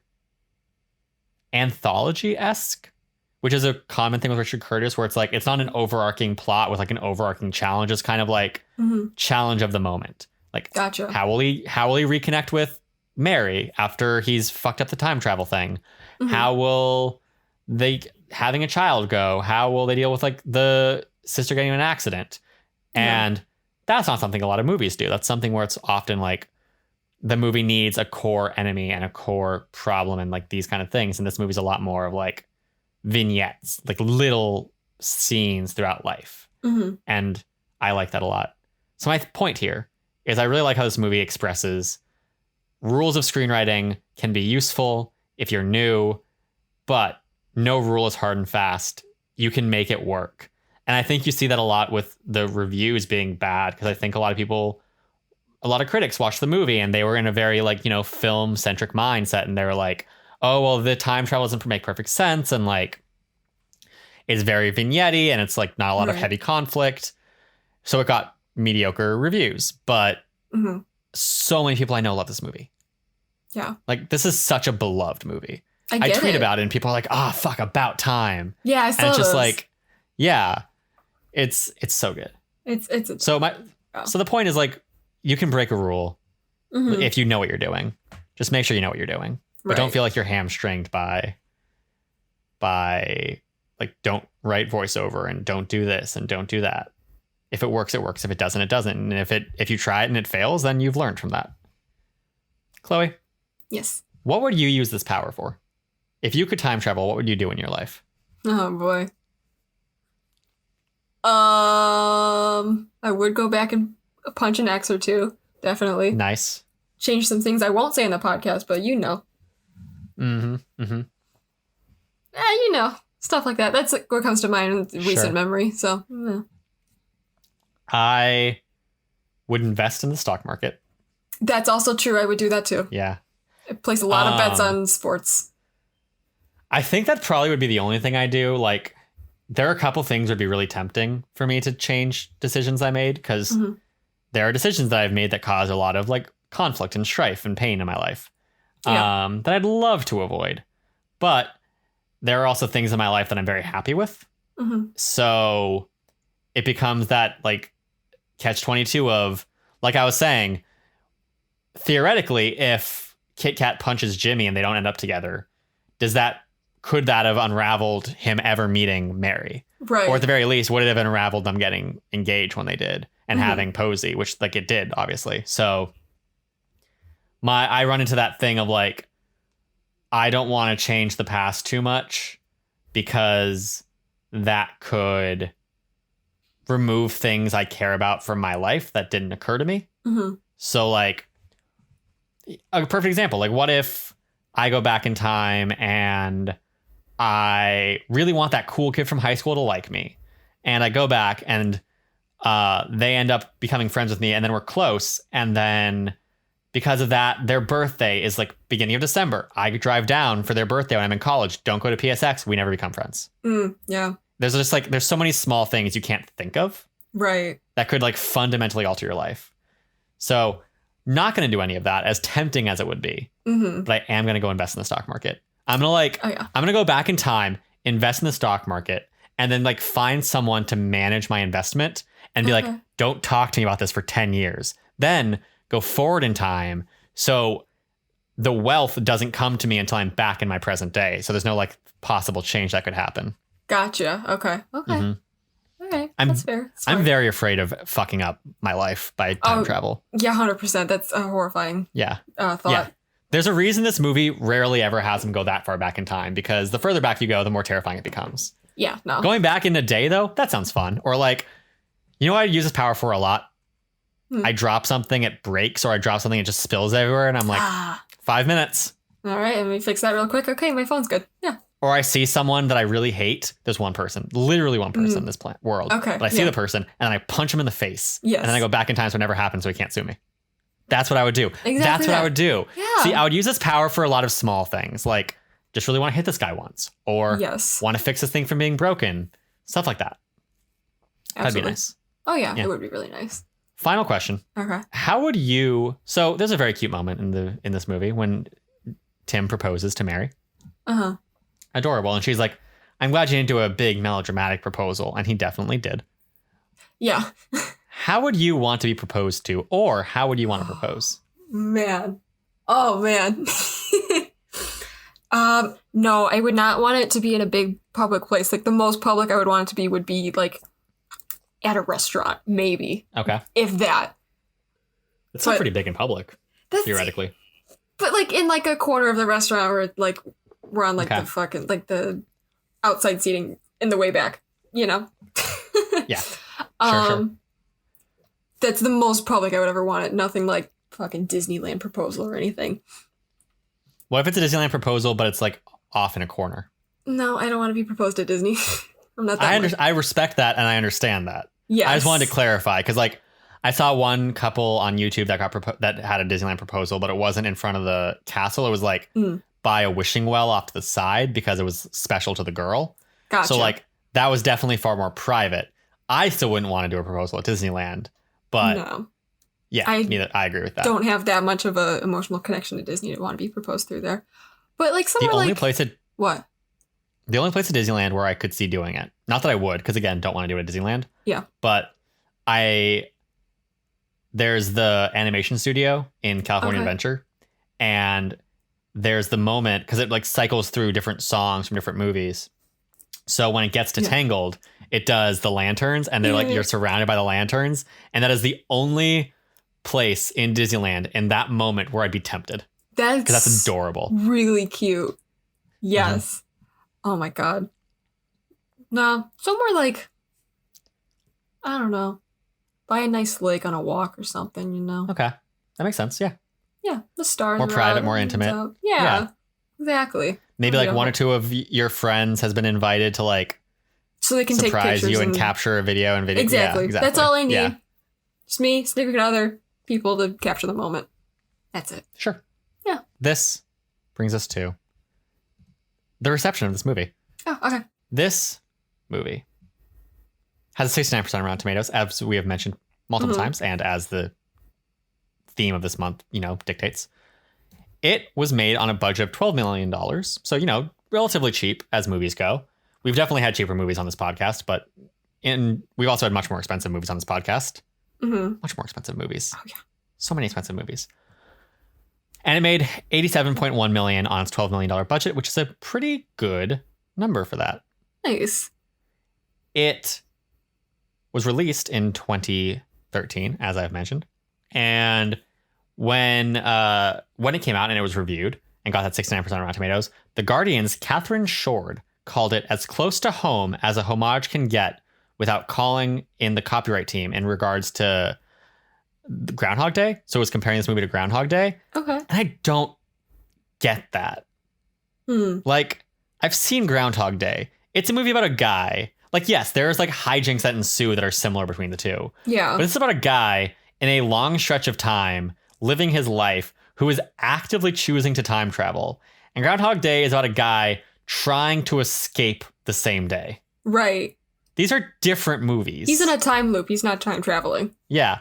Like maybe there's a couple jokes that are very similar, but it's time travel. You're going to have similar time travel jokes. It's just like what happens. Yeah. So I don't get that. I don't know. A bunch of people also complain about the time travel, which I mentioned, and I don't agree with them at all. Now, Chloe. Yes. It's time for Nailed It with Chloe Naylor. I don't know if you looked at the document, but you might be asking yourself, if you haven't, Ben, who's the villain in this movie? Who could I possibly review? The thing is, you're right. There is no villain in this movie. There really isn't an antagonist in this movie. Because again, it's a bunch of vignettes. But I'm choosing what I guess I could view as the closest thing to an antagonist, which really isn't accurate and it's very unfair to her, but I wanted to choose her, so we're doing it. We're talking about Charlotte. Because there is a momentary moment when you're watching the movie where you're like, is he about to cheat on Mary with Charlotte? Obviously, Charlotte does not know that he's in a relationship of any kind, so she's doing nothing wrong. At no point does she do anything wrong. She's great. But review Charlotte's sexiness. Oh my God, it's Margot Robbie. What? Like, I know. 12,000 out of 10. Yes, she's sexy. Oh my God. Mm-hmm. Oh God, yes. 100%. Yes, she's sexy. I would die for her. So pretty. Dude. I get it. Yes. I want to watch Birds of Prey again. Yeah. Can you believe it's going to be the highest grossing movie of 2020? It's going to be the only movie of 2020. It's already not. The highest grossing movie of 2020 is Bad Boys for Life. Okay, well, I'll just... Fucking... It's fine. Can you believe Bad Boys for Life is going to be the highest grossing movie of 2020? Oh, Jesus. Yep. Here we are. Oh, man. I was looking at the list of like highest grossing movies right now, and it's so strange because so many, like Bad Boys for Life got a pretty good critical reception. So I'm not that shocked about it being high up, but that list very quickly devolves into not well reviewed movies. Yeah. Just because there was nothing. Yeah. Like good movies have come out. Emma, great. Birds of Prey, fantastic. Invisible Man, haven't seen it, but want to see it. Heard it's fantastic. Sure. Great, yeah. But Onward existed. I have to see it still. Yeah. It's fine. It's on Disney Plus now. You need to see Little Women. I do. I just need to find time to watch all these movies. Please do. Yeah. I really want to hear what you think of Little Women when we have the chance. I do want to see it, yeah. So I will. Moving on from how incredibly attractive Margot Robbie is, which, whew. Chloe, if you could change one or two things about this movie, what would you change? This is executive action. Okay. Well, we're on the topic of Margot Robbie. They teased us for a split second that she was gay in this movie, and I got really excited, but she's not. So change that, just make her gay. Sure. You want bi visibility? Yeah. Sure. Fair. Yeah. Anything else? I had written down, like, they kind of break their own time traveling rules. So, like, maybe fix some of those, but, like, we talked about it, and, like, they're not that important. I don't mind it. I think the only time traveling thing, because I also had a time traveling note that I wanted to change, and it's possible it doesn't work as well cinematically. I don't think that's true, though, so I'm going to stick with it. The only hang up I have is, like, I mean, maybe explain the baby thing in a way that makes a bit more sense so that when you do have the flashback to him being a kid, you're not like, this breaks every rule. Because I think there's a valid explanation for how it ruins the baby thing where you can argue that it's probably fine if they do this.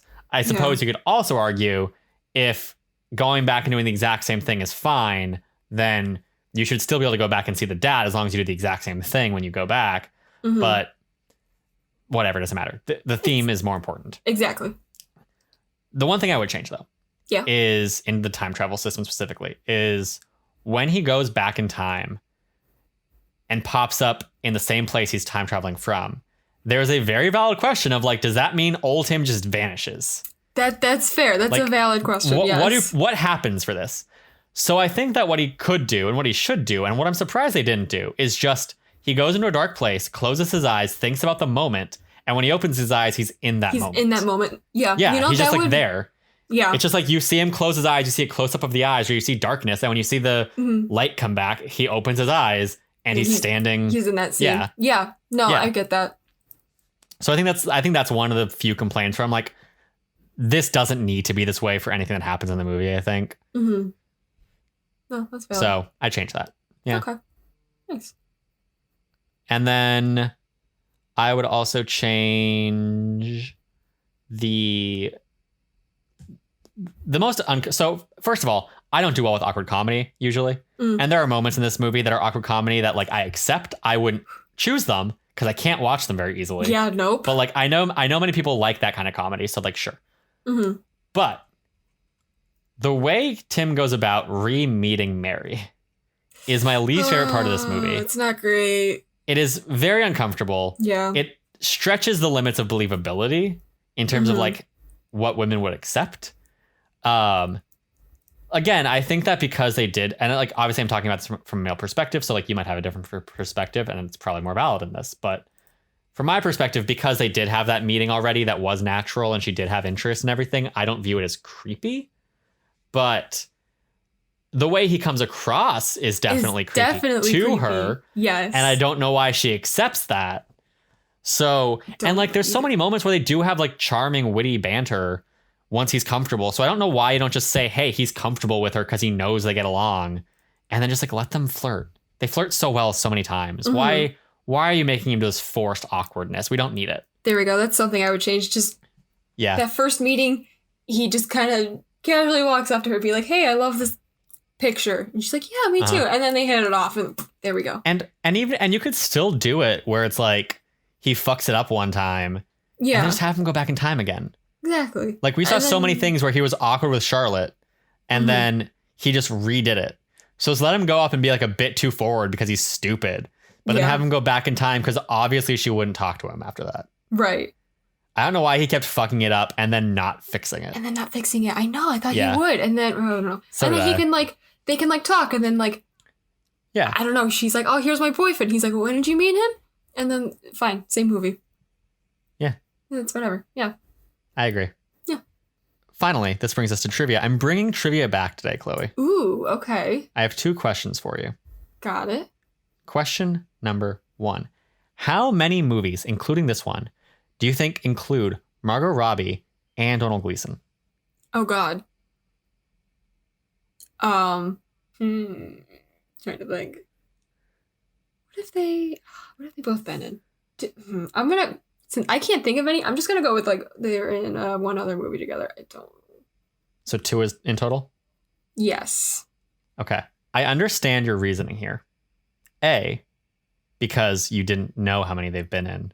Yes. And you're just guessing it's more than this based on the question. Yes. The answer is technically 4. Okay. So 1 is only the voice of Margot Robbie, so that is a harder question there. Actually, technically 2 of them are. So Donald Gleason stars in Peter Rabbit and Peter Rabbit 2. Okay. And Margot Robbie's a voice in Peter Rabbit 1 and 2. Gotcha. Okay. But also, they played husband and wife in Goodbye Christopher Robin. Oh, okay. Interesting. Yeah, see, I've never... So in terms of live action, 2 is correct. Okay. I haven't seen any of those, so okay. Yeah, neither have I. Fair. Peter Rabbit doesn't look good. Goodbye Christopher Robin I kind of want to watch, but I haven't seen like amazing responses to it, so I doubt it's anything great. I do like Winnie the Pooh though, so. Fair, yeah. And I like Donald Gleason and Margot Robbie, and I will accept any chance to look at. So, that might work out for you. Yeah. Yeah. You know what's funny? Kind of.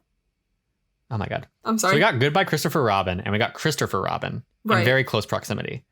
In Christopher Robin, we have Haley Atwell as the wife of Christopher Robin, Ewan McGregor. In Goodbye Christopher Robin, we have Donald Gleason as the husband of Margot Robbie. Then, flash forward and backwards. In Black Mirror, we have Donald Gleason as the husband of Haley Atwell. And in Birds of Prey, we have Ewan McGregor as the villain of Margot Robbie. Everything's connected. Whack. Second question. What unexpected country was About Time a surprise hit in? Okay, so I do know the answer to this one because I was reading the Wikipedia as I was going through the plot and making sure I had everything. So that's South Korea. Yeah, it is. Yeah. Look at South Korea. Nothing but respect for their movie taste. Shout out. Good job, guys. Honestly, proud of you. Yeah.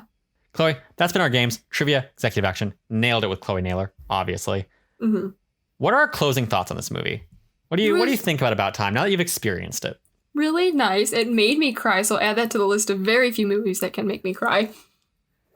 So right, because you're a heartless heartless ghost. Bitch. Yes. Don't. Yep. I wasn't going to say that. It's fine. I called myself that. I'm the only person allowed to say that. It's good. Should be the only person allowed to say that. Exactly. If anyone else says that, punch them. I will. But yeah, movie was great. Really cute. Had a good time watching it. I'm glad you liked it. Yeah. It's so good. I love it so much. I get it. I get it. I love it so much. Yeah.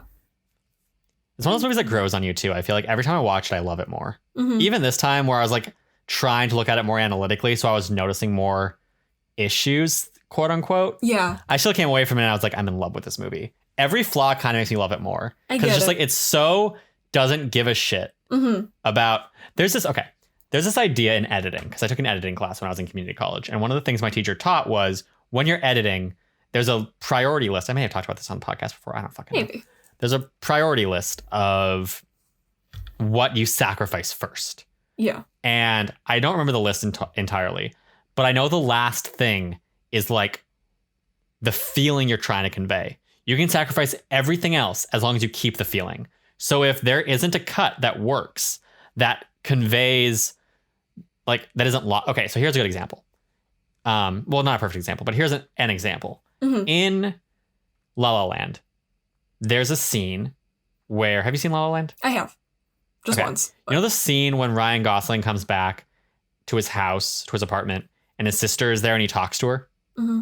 and then she leaves and he goes and plays the piano or something. Okay.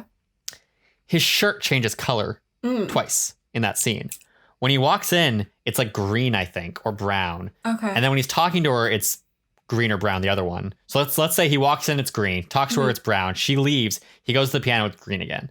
Okay. The reason for this, it's not like the production department fucked up. Mhm. It's that those were different scenes that ended up edited together for the movie. Gotcha. And that's the thing is like logically, those shirt changes don't make sense. Most people don't notice it, but those shirt changes logically don't make sense. Mm-hmm. But Damien Chazelle understands filmmaking, Yeah. and obviously, and he's like, the emotion I want to convey works best by stitching these two scenes together.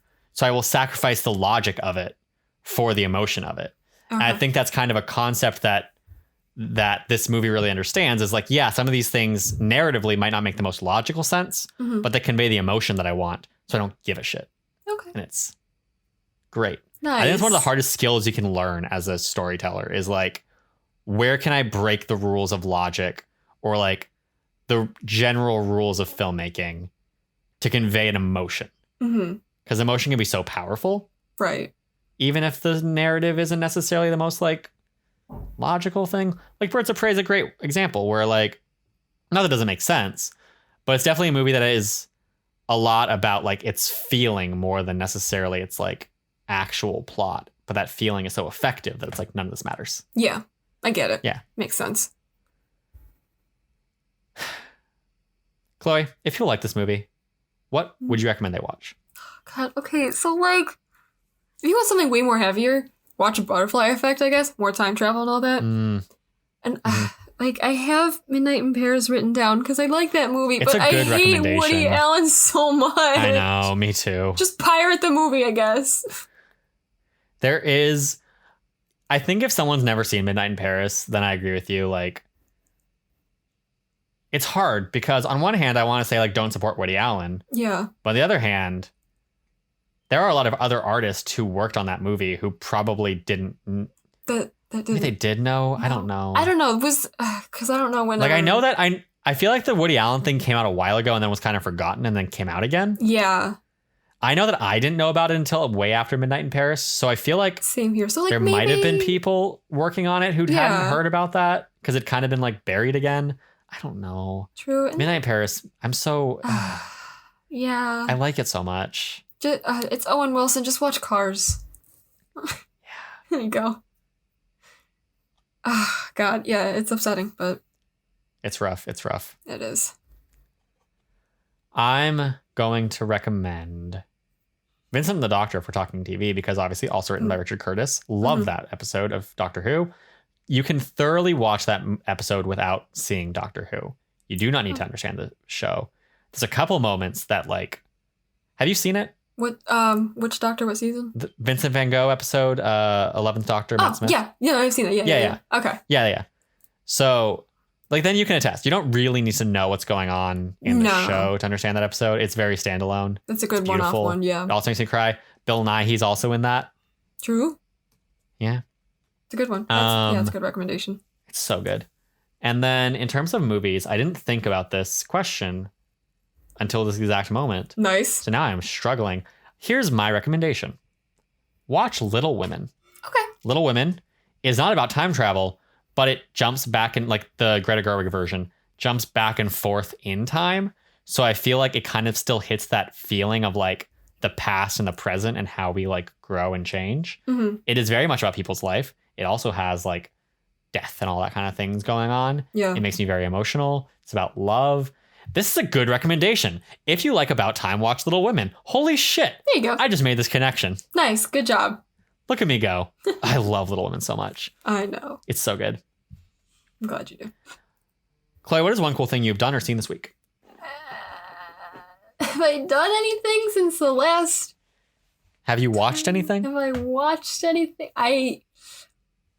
All I really do now is kind of is watch Better Call Saul, which is a great show, by the way. Sure. There you go. There Throw we that go. one out there. Yeah, watch Better Call Saul, guys. Second to last season. I think we have 2 episodes left this season, so yeah. Mm. It's good shit. I started watching and finished Tiger King, which is have to do that still. a wild ride. I've heard. I'd heard too. Like I went into that show being like, I hear this is wild. Excited to see how wild it is. Mm-hmm. Was not ready. Okay. Was not ready. I thought I knew. I didn't. Oh, boy. It just kept throwing things at me and I was like, what the fuck? Oh, Jesus. Okay. Yeah, it's oh boy. So I watched that. That was interesting. And what else? I feel like I've watched other things this week, but I can't think of what they are. I played Apex Legends for the first time with you yesterday. You did? On my stream? Yeah, shout out to that. Yeah, I was okay. You can be a resident bloodhound. It's fine. It takes a while to get good. Yeah, it's like I was saying, I'm very used to like, I've played Call of Duty and Titanfall a fair amount. So I'm accustomed to like the style of game this is. Yeah. But A, I haven't played those games in a long time. Gotcha. And B, and I think more importantly, I'm used to respawning. So I'm used to not being that worried about getting shot. Because I'm just like, I'll just die and then come back. My KD ratio generally isn't that good, but I kill a lot, you know? Gotcha. Like I get a few kills and then I die and then I come back and then I get a few kills and then I die and it's like it's fine. Yeah. No. Can't do that in this game. No, you can get down and your teammates can maybe pick you back up, but you know? Yeah. Wow. So that's a fun time though. I was enjoying that. Okay. Chloe, we still have a empty slot this month because we have one guest coming in, but then we have an empty slot because Logan's gone. Right. So if you are listening to this, I said this last week as well, but if you are listening to this, tweet at us with hashtag that wannabe film class. Make sure it's wanna and not want to. I'm assuming that's self-explanatory, but I should probably check that want to be film class just to make sure. But tweet with hashtag that wannabe film class and tell us what movie under 69% we should be talking about for our empty slot. If no one says anything, we'll just choose it, which I'm fine with. Yeah. But we'll see. But yeah, just give us some suggestions, guys. How is Animal Crossing going for you, Chloe? Oh, it's so great. After this is done, I'm going to go sell some turnips. It's going to be great. Nice. Yeah. What are your turnip prices right now? A friend of a friend has turnips going for over 600 right now, so. Holy shit. Yeah. I'm so jealous. I need those hookups, man. Gotta know people. I do. I don't know anyone. I'm a solitary individual. That's not true. I crave human attention. Oh, me too. Just keep hitting up that group chat. I will. No. I feel like there's a threshold though. Like the first half of the week, I'm like, I would love for someone to tell me if they have high prices, but I'm not going to go around asking because maybe I'll get the high prices. Yeah. Then the second half of the week, if I'm not getting good prices, I'll be like, hey, gotcha. somebody. Yeah. And then there's always on Saturdays where everyone's like, what's your turnip prices? We got to sell. Yeah. What are you doing? Oh my God. I also found a website called Turnip Exchange where you can go, like people post what their island numbers are and you can go, but there's usually people usually ask for tips. So it's like, oh, if you're coming, bring a golden nugget to give me or something like that. And I don't want to sacrifice a golden nugget. Nah. Yeah. We have enough friends who are gamers. Exactly. We should be able to do this. Golden nuggets are far and few between, or few and far between, whatever the fuck the thing is. That is true. Yeah. Chloe, our guest for next week is still locking down his movie. He hasn't entirely decided, so I can't announce what movie that is going to be. Okay. But we'll find out. Sure. And then we'll watch the movie. It'll be fine. Yeah, that's fine. But I'm excited for that. It's a friend of mine, so you haven't met him, which will be interesting because generally we've talked to people we both know. We'll see how that goes. It's be weird. Okay. Yeah, well, it's a testing ground for us. Exactly. It's fine. It is fine.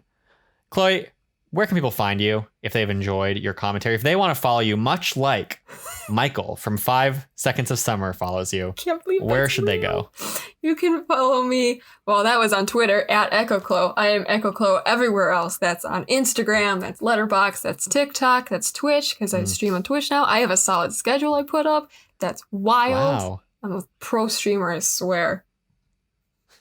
But yes, I just any social media. If you look up EchoClo, it's probably me. There you go. Yeah. You can find me at Mr_BentoBox on Twitter, at Mr. BentoBox everywhere else. That is TikTok, like Chloe. That is Letterboxd. Mm-hmm. That is Instagram, where I'm making cooking videos now. I've only made one, but it was like a 6-minute long Instagram story of me cooking food, and it got a very good reception.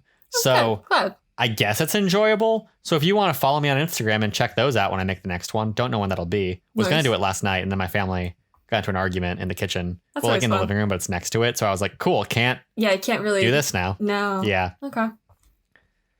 But yeah, if you follow me there, you can check those out. I also uploaded it to my YouTube channel, which is literally just that video, a fan edit of the 100 trailer that I made for my editing final years ago. Nice. And a short film I made with my sister for a class also years ago. Very nice.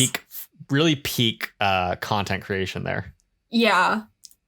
If you enjoyed this podcast, you can rate and review us on iTunes. We would love the feedback. You can also subscribe to us on whichever service you prefer: Spotify, iTunes, YouTube. You can support That Nerdy Site on Patreon, patreon.com/thatnerdysite, or going to thatnerdysite.com just to check out the other podcasts and read the things we write, reviews, features, stuff like that. This has been That Wannabe Film Class. We don't know what our next movie's going to be, but we look forward to talking about it then and seeing you then. Thanks for joining us on this voyage. Hell yes. I don't know what I'm saying anymore. I don't know. See you all next week.